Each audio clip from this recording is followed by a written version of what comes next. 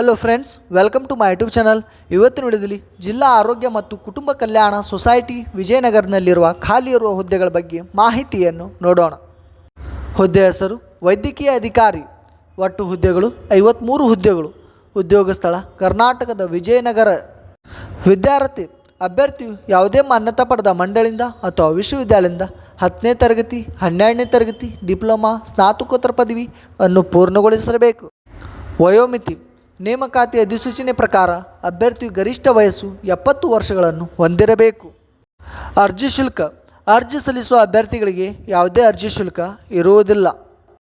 ವೇತನ ಶ್ರೇಣಿ ನೇಮಕಾತಿ ಅಧಿಸೂಚನೆ ಪ್ರಕಾರ ಮಾಸಿಕ 14,000ರಿಂದ 1,30,000 ರೂಪಾಯಿ ವೇತನವನ್ನು ನಿಗದಿಪಡಿಸಲಾಗಿದೆ. ಆಯ್ಕೆ ವಿಧಾನ ಅಭ್ಯರ್ಥಿಗಳನ್ನು ಲಿಖಿತ ಪರೀಕ್ಷೆ ಮತ್ತು ಸಂದರ್ಶನ ಮೂಲಕ ಆಯ್ಕೆ ಮಾಡಲಾಗುತ್ತದೆ. ಅರ್ಜಿ ಸಲ್ಲಿಸುವ ವಿಳಾಸ ಅಭ್ಯರ್ಥಿಗಳು ಈ ಕೆಳಗಿನ ವಿಳಾಸಕ್ಕೆ ಅರ್ಜಿ ನಮೂನೆಯನ್ನು ಕೊನೆಯ ದಿನಾಂಕ ಒಳಗಾಗಿ ಸಲ್ಲಿಸಬೇಕು.